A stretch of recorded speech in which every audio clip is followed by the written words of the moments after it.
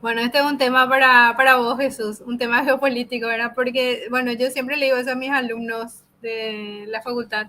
¿Ustedes creen que hay escasez porque hay guerras o hay guerras porque hay escasez? Podemos ver acá cómo se superponen los mapas, mapas mundis de los recursos naturales estratégicos y de los conflictos también, y las guerras que hay en el mundo, ¿no es cierto? Ya sea porque hay un recurso natural estratégico en esa zona o porque es un paso también estratégico, una vía de salida de algún recurso natural estratégico.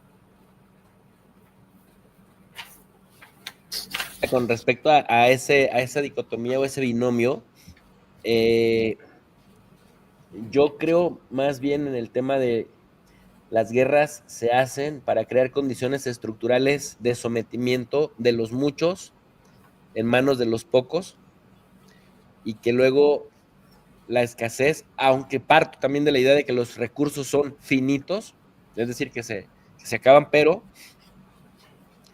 creo que la escasez es un concepto también creado artificialmente para someter a quienes se les generan necesidades artificiales. Y como muestra, por ejemplo, ¿no? Sí, República Democrática del Congo, un país súper archimega rico en casi todos los minerales que uno guste y desee, y la gente extremadamente pobre. ¿Cuál es la estructura de prácticas que nos explica por qué un país tan rico como la República Democrática del Congo tiene población tan pobre? No es la escasez, sino la explotación de los recursos y su distribución fuera de ese país. Y, por ejemplo, tú recordarás recientemente, hace un año, Níger que se desvincula de Francia, Níger con población extremadamente pobre y Francia dependiendo del mineral que le enviaba a Níger casi regalado para que una tercera parte del sistema eléctrico francés funcionara padrísimo, hermoso. Y en ese sentido dice uno, bueno, no es la escasez, sino la distribución. Y de y, hecho, las guerras pues justamente se llevan a cabo para crear nuevas estructuras, nuevas condiciones que permitan a unos pocos, bueno, pues controlar la mayor cantidad de esos recursos y crear necesidades artificiales. totalmente. Y este tema también nos lleva a algo que muchos analistas dicen, como Antonio Turriel, que es interesante escucharle también, que no es posible pensar en una transición energética con los niveles de consumo que hoy tenemos. O sea, no es que podemos pasar de los 620.000 exajoules de consumo energético mundial 2023 a 620.000 exajoules de energías renovables 100%, porque no hay recursos naturales suficientes. Necesitamos minerales que son escasos, como el coltán, como inclusive el cobre, la plata, el oro, tierras raras, para justamente construir los equipamientos, ya sean paneles solares, molinos eólicos. Los recursos hidroeléctricos también son limitados, ¿no es cierto? Entonces, no hay suficientes recursos minerales y naturales para reemplazar el ritmo de consumo que hoy tenemos. Por eso lo que es clave también, lo que está haciendo China, de cambiar el transporte particular, digamos, por la calidad del servicio, por un transporte colectivo como son los trenes y los trenes rápidos. Y ahí también en este punto es increíble cómo países como Alemania, que tienen, por ejemplo, el Partido Verde, que es un partido supuestamente que está a favor de la ecología, que finalmente se convierte en un partido beligerante que impulsa toda esta industria armamentista y que inclusive favoreciendo al final al complejo militar de Estados Unidos, favoreciendo a que Estados Unidos también sea el que venda gas natural con un costo logístico enorme, cuando que lo lógico sería que Alemania y Europa en general se surta del gas que está más cerca y a mejor precio, como es el de Rusia. Y además, este partido se da el tupé de decir que había sido, ahora el carbón ya no es más, el carbón mineral ya se está volviendo verde, inclusive la energía nuclear se está volviendo verde, tratando de con eso justificar que ellos siguen camino a la transición energética verde, sabiendo bien lo contaminante que es el carbón mineral y que es también un recurso no renovable que si bien tiene reservas mayores que petróleo, que gas natural, también se va a agotar, ¿verdad? Entonces tienen ahí un doble rasero y una posición hipócrita respecto a lo que nos piden a nosotros también que hagamos desde el sur, el sur global.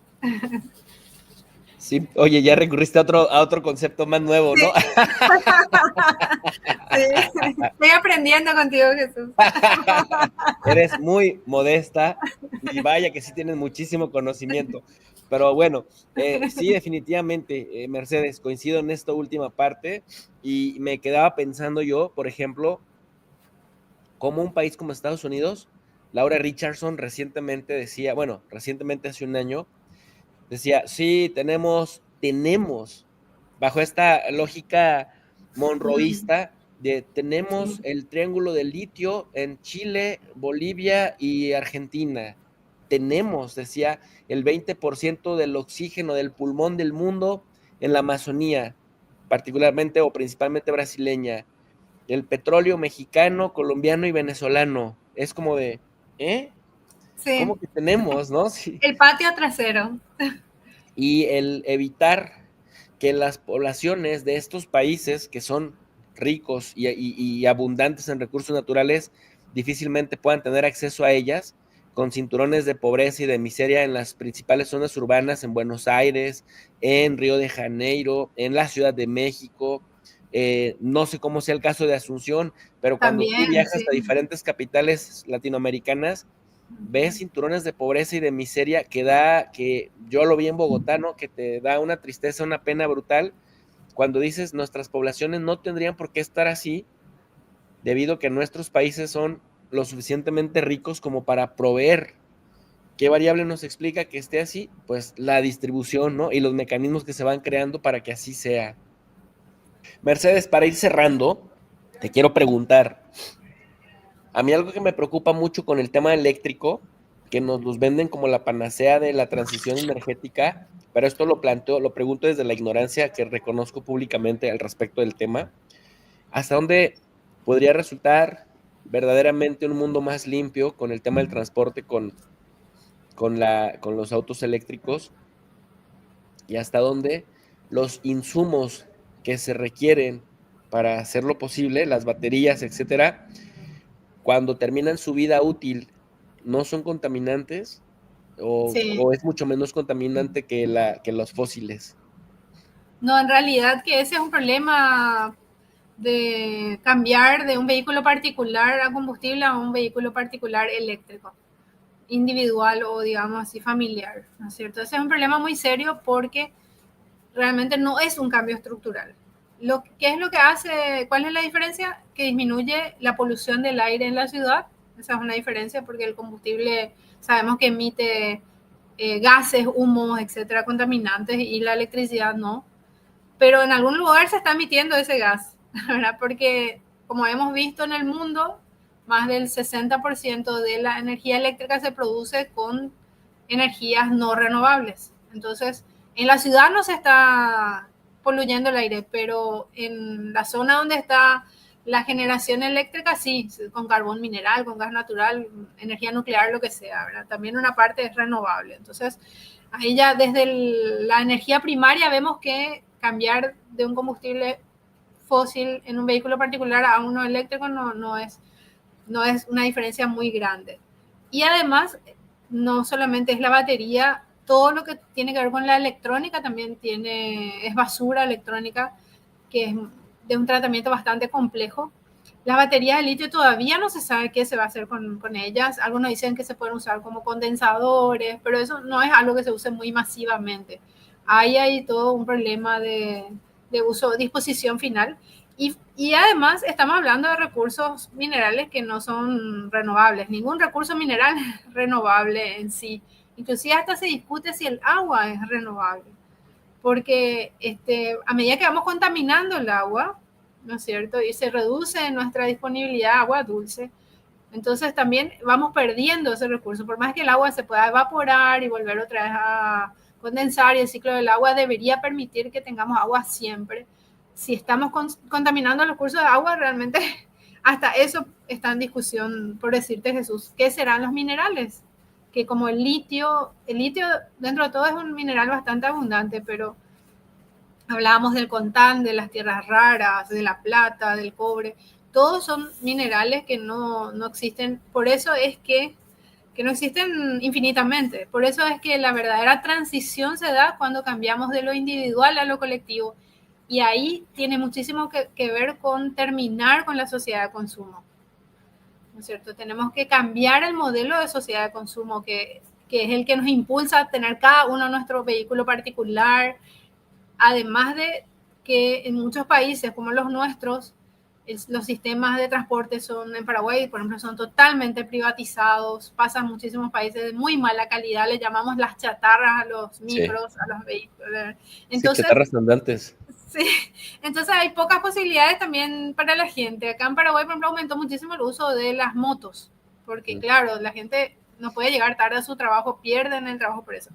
Entonces hay una parte que como ciudadanos podemos hacer, pero realmente los cambios estructurales se tienen que hacer desde políticas de Estado, que impulsen justamente, como en China está sucediendo, el uso de transportes masivos de alta calidad que hagan que la gente prefiera usar ese transporte antes que su vehículo particular.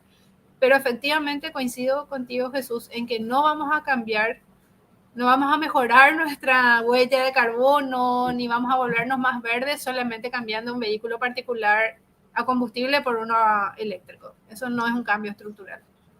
Sí, lo cambio estructural es justamente lo que permea toda la estructura en profundidad. Oye, y esto no estaba en el script, pero los paneles solares, o sea, hasta dónde el que tengas en un, por ejemplo, en un rancho, en un pueblito chiquito, paneles solares, sobre todo estos pueblos aislados, pero también cada vez se ve más en las grandes ciudades, eh, Sí. los paneles solares para garantizar que el 100% del año, o los hospitales, ¿no? Que de pronto viene una tormenta y se va la luz convencional basada en el carbono, eh, y tiene sus paneles solares, hasta dónde estos, cuando terminan su vida útil, también son contaminantes o hasta dónde son ecológicos.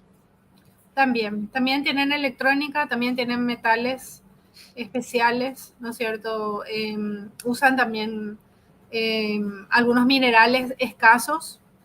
Entonces tampoco no podemos pensar que el 100% de la energía eléctrica, por ejemplo, puede ser solar, porque el otro problema es que es intermitente. No solamente no hay de noche, sino que en días nublados produce menos también. Días nublados, días lluviosos se produce menos energía solar fotovoltaica. Entonces, cuando hablamos de un hospital, por ejemplo, y necesitamos un respaldo térmico, o algún respaldo o una batería, para que de noche también alcance, ¿no es cierto? Y la batería otra vez con litio, hay otros materiales, para batería hay muchísimos materiales que se están estudiando. El vadio, por ejemplo, hay baterías de vadio que aparentemente tienen una vida útil más larga y que, donde el vadio se puede reciclar nuevamente, entonces ahí no hay un daño ambiental como con el litio. Y así se están investigando muchos otros tipos de baterías como de sodio, pero son muchísimos. Pero siempre las baterías van a tener un costo elevado, o sea, no estamos más hablando de energías como fue en su momento el petróleo cuando estaba por el piso, el gas natural y el carbón, no. Ese tipo de energías tan concentradas no tenemos, porque esa es la característica de las energías renovables en general, no convencionales, que son dispersas. La energía solar es dispersa. Entonces, necesitamos muchos paneles, muchísimos paneles para tener lo mismo que un barril de petróleo. Pero la comparación es hasta absurda cuando se hace. Entonces, al ser una energía dispersa que necesita recursos minerales, necesita una batería o necesita traer un generador eléctrico cuando no hay energía solar, hace que tenga limitaciones. Es un complemento, ayuda, pero tiene limitaciones y no nos va a llevar tampoco a seguir consumiendo la energía como hoy consumimos el petróleo. ¿Podríamos decir que entonces China lo está haciendo mejor que Estados Unidos, a pesar de Sí, esto que explicas? no, totalmente, porque como parte de una matriz eléctrica es muy importante que haya energía solar, tanto fotovoltaica como también térmica. La energía solar térmica es muy útil, por ejemplo, para el agua caliente sanitaria, ¿no es cierto? Para el agua de la ducha, para usos industriales también. Inclusive se habla de la trigeneración, donde el calor que produce el sol o otra fuente que puede ser biomasa también se usa tanto para generar frío por un ciclo que se llama absorción, que puede producir frío para aire acondicionado o para refrigeración. También calor, ¿no es cierto? Que puede ser vapor de agua, por ejemplo, para industrias, o el agua caliente sanitaria y electricidad. Entonces, tres cosas se pueden generar con calor, que puede ser el calor del sol o de otra fuente como biomasa. Tiene que haber eso en la matriz, lo está haciendo muy bien China, pero a diferencia de China, Estados Unidos y Europa, lo que no están enfatizando es esos cambios estructurales en Europa un poco, sí, porque tiene algo de transporte eléctrico masivo y de alta velocidad, pero Estados Unidos casi no tiene nada en transporte masivo. No tiene casi, tiene creo que una sola línea de trenes rápidos en un tramo bastante corto. Ellos han dejado caer toda su infraestructura porque ellos realmente son defensores de ese sistema de libre mercado tan amplio que el mercado lo regula todo y el mercado resuelve todo. Y no es así. El mercado no resuelve todo porque el mercado va a lo individual, va Una al falacia. consumismo, ¿no es cierto? Entonces se tiene que complementar con planificación estatal como está haciendo China. Sin duda alguna. Pues gracias por aclararnos estas dudas, querida Mercedes. Y bueno, pues por esto entonces podríamos afirmar que China le está dando una bofetada a Estados Unidos y al sistema económico y de producción que representa Estados Unidos, que como bien dices, se ha quedado en el medioevo, ¿no? Cuando uno va a Sí. China, la gente que solo conoce Estados Unidos luego hace mofa de que en nuestros países en América Latina no se tiene la infraestructura que se tiene en Estados Unidos, pero luego esos que no van a China piensan ensimismados que en Estados Unidos está el verdadero desarrollo en infraestructura y uno cuando te pones a hacer un análisis comparativo te das cuenta que a pesar de su ley justamente que se aprobó, esta ley bipartidista con Biden, que era la que más presumía de la inversión en infraestructura, bueno, pues básicamente ya se van quedando años atrás de los chinos porque cuando vas a China, bueno, pues ves con todo y que todavía les hace falta mucho trabajo, pero sí ves que ya adelantaron a Estados Unidos en muchas maneras.